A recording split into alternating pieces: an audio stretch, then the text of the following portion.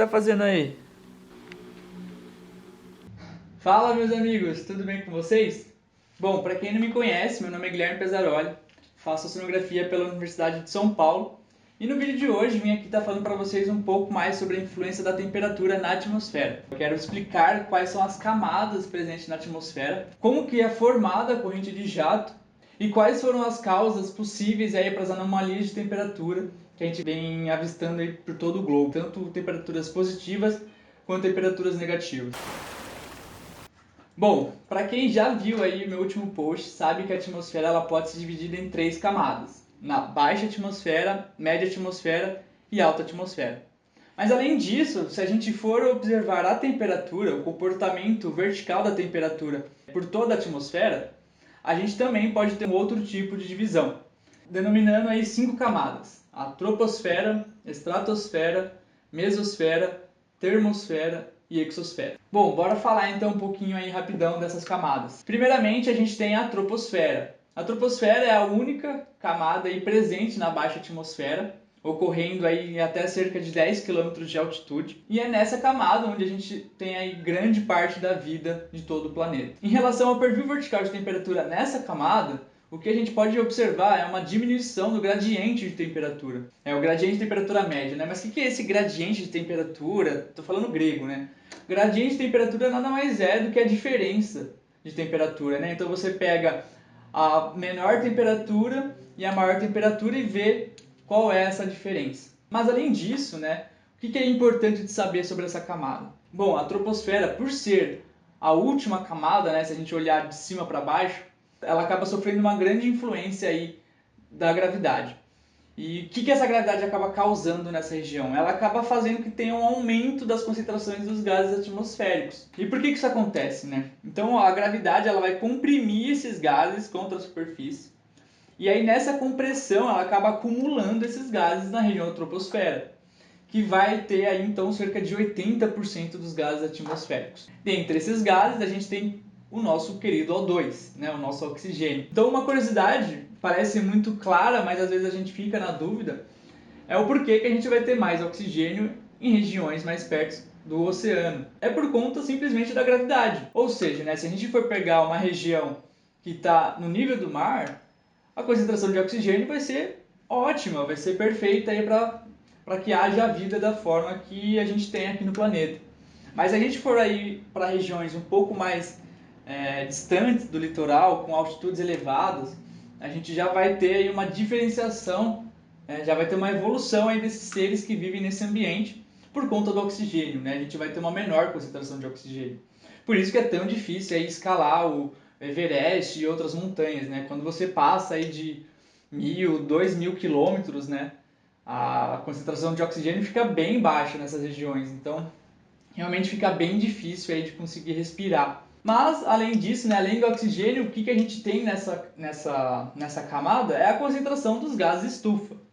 Dentre esses gases, a gente tem o vapor de água.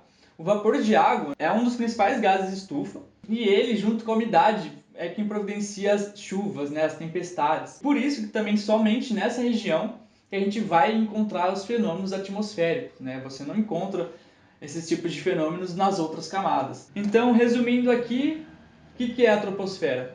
É a região onde nós vivemos, é uma região onde você tem uma alta concentração dos gases atmosféricos e é a região onde você vai ter aí os fenômenos atmosféricos.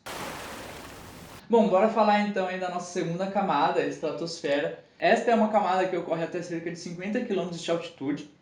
Então, se a gente for aí relembrar a divisão de baixa, média e alta atmosfera, essa camada ela vai estar presente na média atmosfera. Então, para quem se lembra do post, né, sabe que é nessa camada, é nessa região onde a gente vai ter uma maior concentração do ozônio. Ou seja, essa região ela acaba meio que filtrando, né, esses raios, e por conta disso, por conta dessa absorção desses raios, você acaba tendo um gradiente positivo de temperatura. E além disso, ela é uma camada que tem cerca de 19% dos gases, né?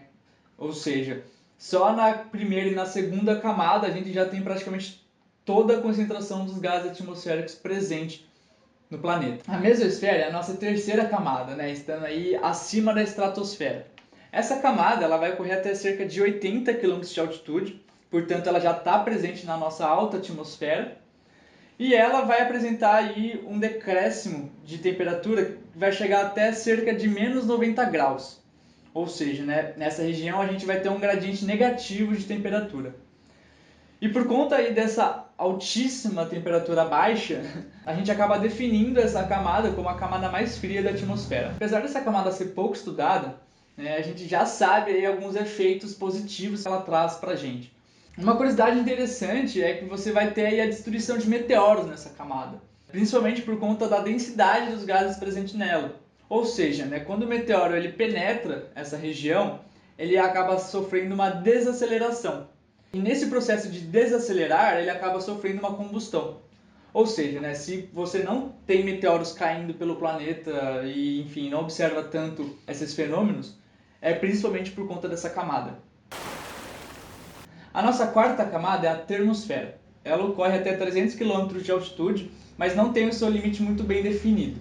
Por isso, então, que ela acaba sendo a maior camada da atmosfera. Por ela ser uma das camadas mais periféricas, faz com que ela acabe absorvendo a radiação solar de onda curta. Isso, então, gera um aumento de temperatura na camada, que vai variar em cerca de 500 a 2000 graus. Ou seja, né, ela vai ter um gradiente de temperatura bem alto. Além disso, essa camada também pode ser chamada como ionosfera. Isso porque ela acaba tendo uma alta concentração de íons, que são originados a partir de uma radiação solar bem energética, que ao penetrar essa camada, se colidem com moléculas que ficam energizadas temporariamente, mas quando elas retornam desse estado excitado, elas emitem essa energia em forma de luz. E isso são as auroras boreais, que a gente observa tanto no Polo Sul quanto no Polo Norte. Por fim, a nossa última camada é a exosfera. Ela ocorre aí acima de 500 km de altitude e antecede o espaço sideral. Nessa camada, você tem o movimento dos íons sendo condicionado pelo campo magnético, fazendo até com que algumas partículas sigam em direção aos campos geomagnéticos. Por isso, então, que essa região é chamada de magnetosfera. Além disso, essa camada é composta basicamente por hidrogênio e hélio, vai ter sua temperatura em torno de 1000 graus e vai ter aí também uma passagem de moléculas para o espaço, por conta do seu ar ser bastante rarefeito.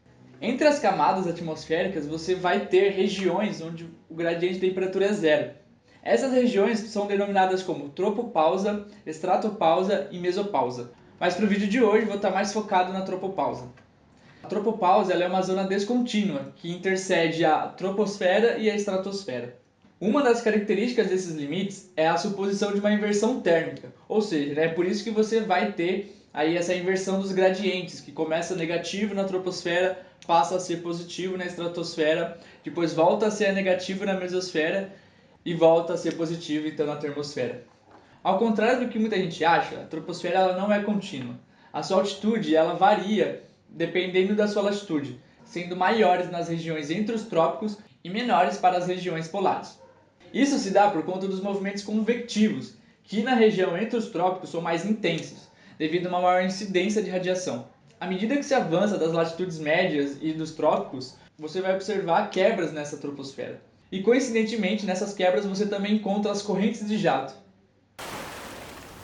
As correntes de jato ou fluxos de jato nada mais são do que fluxos de ar que circulam ao redor do planeta em alta velocidade do sentido de oeste para leste e se aproveitando das descontinuidades existentes entre as células convectivas. Essas correntes têm uma forma que se assemelha com meandros de um rio, e dependendo da época do ano elas ocorrem em diferentes altitudes. Isso se dá por conta da diferença dos gradientes de temperatura que você tem durante o ano. Ou seja, né, no inverno e no verão você vai ter gradientes maiores, fazendo então que você tenha essas correntes de jato em altitudes maiores. E nos períodos da primavera e outono, você tem um gradiente de temperatura um pouco menos intenso, o que faz então com que a altitude dessas correntes diminua um pouco. Outra diferença que a gente pode observar também entre as estações do ano, você vai ter no verão a massa de ar quente empurrando esses jatos mais para o norte. Por outro lado, né, no inverno, você vai ter as massas polares sendo fortalecidas. E isso vai acarretar então numa expansão dessas massas. Ou seja, né, o caminho dessas correntes é o que determina o caminho das tempestades associadas aí a essas frentes polares. Agora falando aqui do sul, né, o jato polar ele é formado na convergência entre as massas quentes provenientes do Equador com as massas frias provenientes do polo. Ao analisarmos a velocidade dessas correntes, a gente pode também observar algumas diferenças. Quando você tem essa velocidade alta, o fluxo desse ar de oeste para leste ele é bem suave.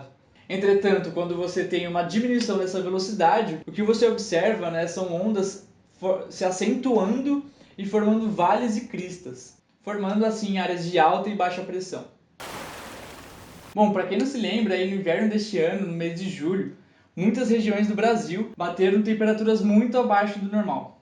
E isso se deu principalmente por conta do avanço dessa frente polar. E essas anomalias de temperatura foram decorrentes de uma mudança no fluxo de jato aqui para a região do hemisfério sul. Esse tipo de fenômeno ele acontece principalmente por conta da mudança do gradiente de temperatura. Ou seja, com as mudanças climáticas, com a mudança da temperatura, você vai ter uma mudança desse gradiente. E com a mudança desse gradiente, você vai ter uma alteração nesse fluxo de jato. Para quem não se lembra, ano passado a gente teve aí o ano mais quente de todos.